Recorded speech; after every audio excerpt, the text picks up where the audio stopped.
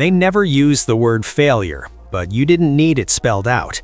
In one calm interview, everything about the Cleveland Browns' future shifted. The tone wasn't angry, it wasn't defensive, it was deliberate. And buried inside those carefully chosen words was a message that hit harder than any press release ever could.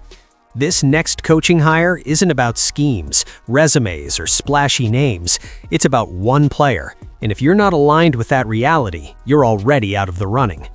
For years, Cleveland has lived in reaction mode. One mistake leads to another. One rushed decision creates two more problems. But this time feels different. There's no panic in the voice, no scrambling for cover. Instead, there's clarity, almost stubborn clarity. The kind that suggests lessons were learned the hard way, behind closed doors, after watching something nearly slip away. Because what's happening now isn't just damage control, it's an attempt to stop history from repeating itself before it's too late. At the center of all of it is a young quarterback who's no longer being treated like an experiment or a question mark. He's being treated like a line in the sand. And the most surprising part isn't that the Browns are committing to him, it's how publicly, how unapologetically, and how strategically they're doing it. Because when a general manager makes this kind of stance in the middle of a coaching search, it's not just a vote of confidence, it's a warning. And what happened next made it clear this wasn't up for debate. Andrew Berry didn't raise his voice, he didn't posture, he didn't dramatize the moment. That's what made it land harder. In an interview that could have easily been brushed off as standard front office talk, Berry chose his words with surgical precision. And one word in particular quietly reframed the entire coaching search. Not rebuild, not patience, not even accountability. It was the implication that anything less than full commitment to the quarterback's development wouldn't just be a disagreement, it would be unacceptable. When Berry spoke about leadership and development, there was no ambiguity. He made it clear that neglect, hesitation, or internal resistance toward the quarterback wasn't something that could be coached up or smoothed over. It was disqualifying.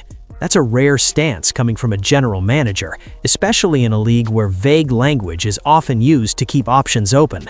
Berry wasn't leaving options open, he was closing doors before candidates even knew they were standing in front of one. What caught people off guard wasn't just the firmness of the message, it was who it came from. Andrew Berry isn't known for emotion-driven statements. He's methodical, calculated, almost reserved to a fault. So when someone like that draws such a clear line publicly, it signals that internal conversations have already gone further than anyone outside the building realized. This wasn't theory, this was policy. Berry framed the next head coach as a partner, not a dictator, someone aligned not just with the front office, but with ownership as well. That detail mattered. It meant this wasn't just one executive's opinion, it was an organizational mandate, a united front with a single focal point. Develop the quarterback, protect the process, eliminate mixed messaging. Because the Browns have seen what happens when everyone isn't pulling in the same direction. The subtext was impossible to miss. Any coach coming in with their own quarterback preferences, their own long-term what-if plans, or a wait-and-see attitude wasn't going to make it very far. This job comes with terms, and the terms aren't negotiable. Berry didn't say the word out loud, but the implication was there. Sabotage doesn't always look like open conflict. Sometimes it looks like hesitation, and Cleveland is done tolerating that. And that raised an uncomfortable question. If this standard is new, what exactly was missing before? To understand why that line mattered so much, you have to understand the damage that came before it. The Cleveland Browns don't just have a quarterback problem, they have quarterback trauma. Decades of it. Draft picks rushed into chaos, young arms thrown behind unstable systems, promises made in April, abandoned by October. It's a cycle so familiar in Cleveland that fans learn to recognize the ending before the story even really began. The list is long, and the pattern is always the same. Hope, pressure, confusion, collapse. Brady Quinn was supposed to be pro-ready, only to be dropped into a rotating door of coordinators. Johnny Manziel arrived with chaos already baked in an environment that had no structure to contain it. Baker Mayfield showed real promise, real fire, and real results, but even he couldn't escape the whiplash of constant change and conflicting voices. Different players, different personalities, same outcome.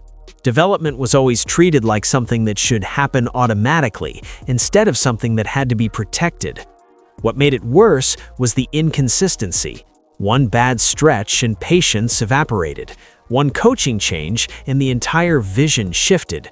Quarterbacks were asked to adapt on the fly, while the system around them never stayed still long enough to be mastered. When things went wrong, the finger pointing started. Sometimes it landed on the player, sometimes on the coach, rarely on the process itself. And that's how talent gets burned before it ever has a real chance to grow. That history looms over everything the Browns do now. It's the ghost in every evaluation, the cautionary tale behind every draft decision. Barry knows this isn't just about finding the right quarterback, it's about finally ending the environment that keeps ruining them. And that's why this moment feels different, because for the first time, Cleveland isn't pretending the past didn't happen. They're treating it like a warning they refuse to ignore. And that's exactly why one single game suddenly meant more than anyone expected. It didn't look like a season-defining moment at first. No fireworks, no viral highlights looping on every channel, just a late-game drive in a tense stadium, with the Browns trailing and the margin for error gone. But inside the building, that sequence against the Bengals changed how people looked at everything, especially the quarterback. With the noise rising and the pressure tightening, this was the kind of situation that had swallowed Brown's signal callers in the past, and this time, it didn't. Down late, with the pocket collapsing and the defense daring him to make a mistake, Shedeur Sanders didn't panic. He didn't force throws, he didn't chase a hero moment that wasn't there. Instead, he slowed the game down, took what the defense gave him, managed the clock, managed himself. Each decision felt intentional, like someone who understood the moment instead of being overwhelmed by it. The drive wasn't flashy, and that's exactly why it mattered. It showed control, it showed discipline. More importantly, it showed emotional balance. The Browns didn't win because the quarterback did something reckless or miraculous. They won because he stayed steady when the situation begged him not to. For a franchise that's watched promising quarterbacks unravel in similar moments, that composure stood out in a way the stat sheet never could. Inside the organization, that drive became a reference point. Not publicly at first, not loudly, but it kept coming up in evaluations, in conversations about leadership, and discussions about what kind of support this quarterback actually needs. Because in that moment, it became clear that the problem wasn't whether he could handle chaos, it was whether the organization could finally stop creating it around him. And that realization exposed a deeper tension that had been building all season long. That tension didn't explode in headlines or sideline blow-ups. It stayed quiet, almost too quiet. But over the course of the season, there were moments that didn't quite line up, and people around the league noticed. Reports and insider chatter began to suggest there was a disconnect, not personal but philosophical, between the quarterback's development and how the offense was being managed.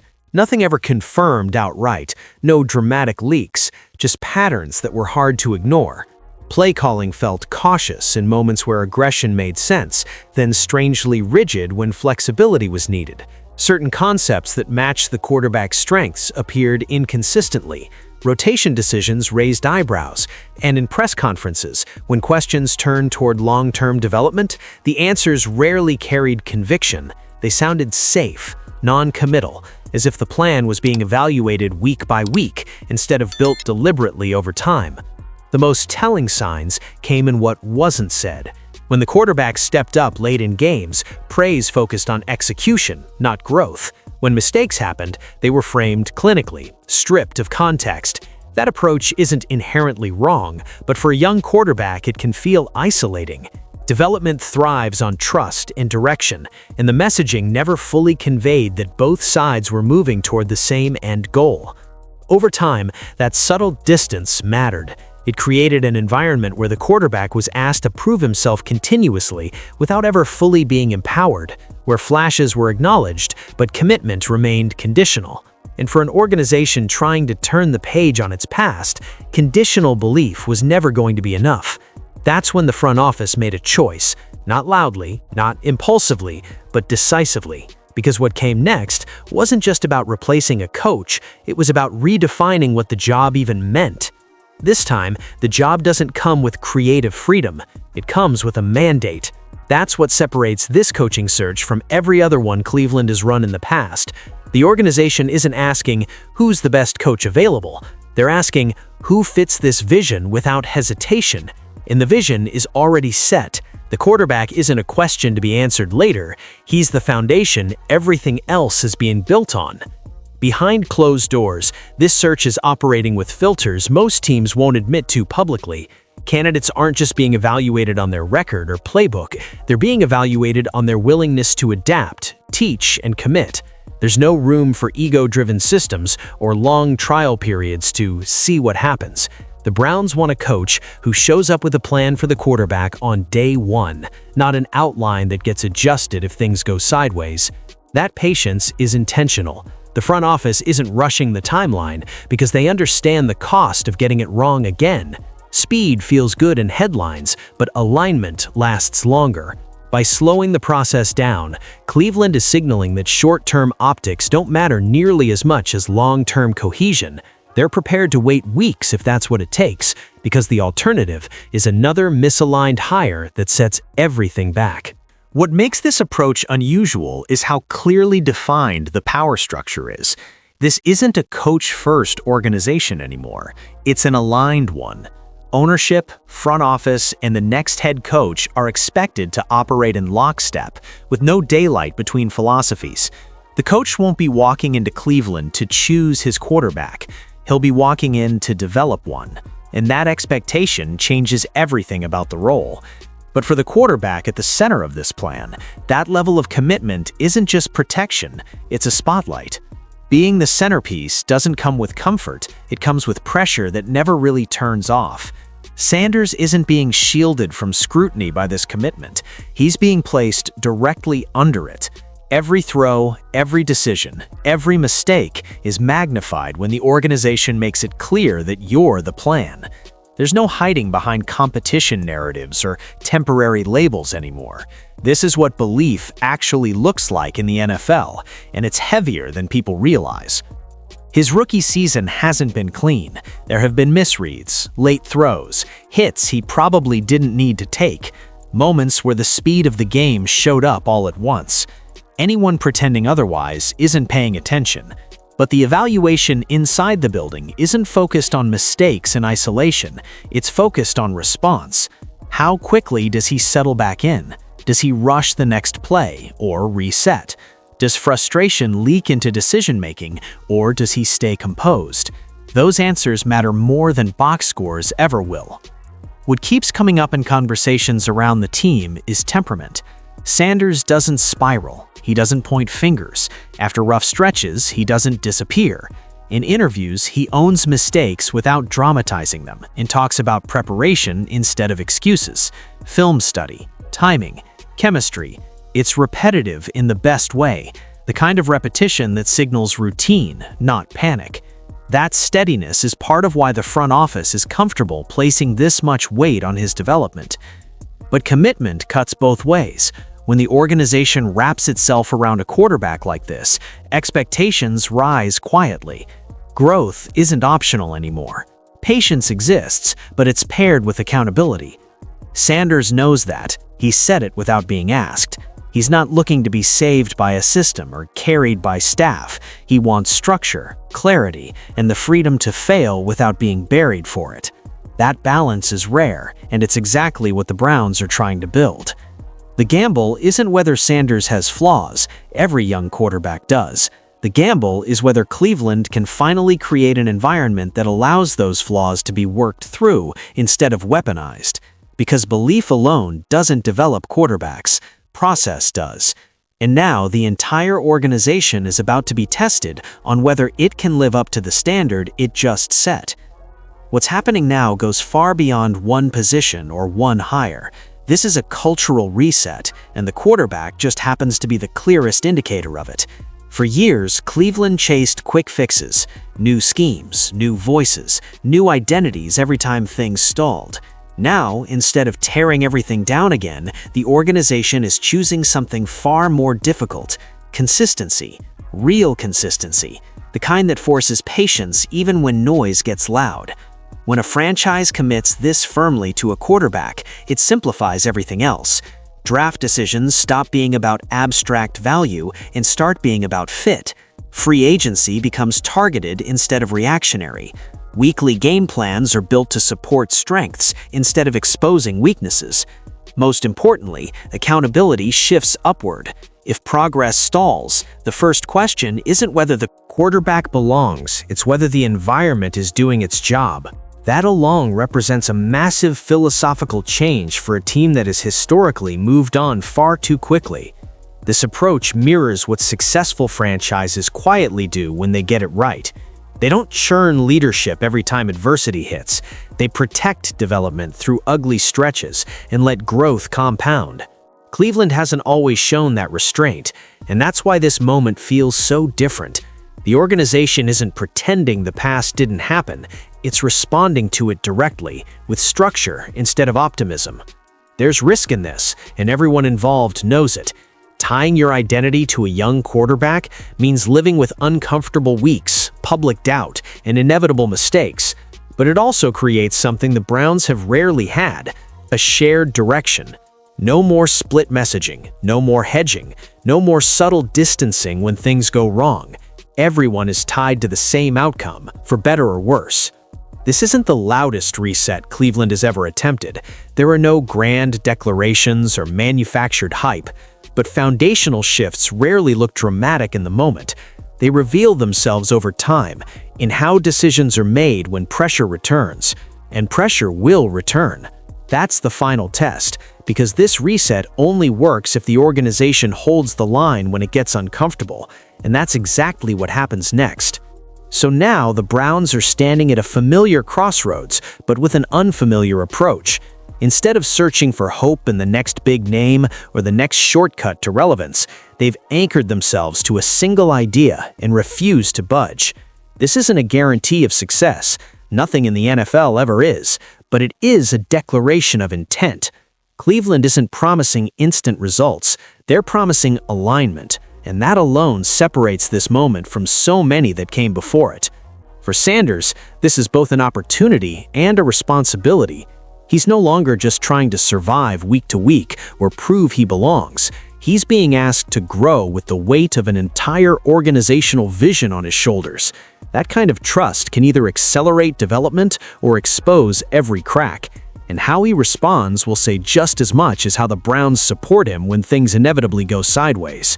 For the franchise, this decision forces accountability at every level. If the plan works, Cleveland finally breaks a cycle that's defined decades of instability. If it fails, there's nowhere to hide behind excuses, system changes, or rushed pivots. The quarterback has been chosen, the path has been outlined, the rest will be judged by execution, not intention. And that's the real question hanging over all of this. Not whether Sanders is talented enough, not whether the next coach has the right resume, but whether the Browns, as an organization, can finally stay disciplined when patience is tested and doubt creeps back in. Because the difference between another restart and something real doesn't come down to belief, it comes down to whether Cleveland follows through when belief stops being easy.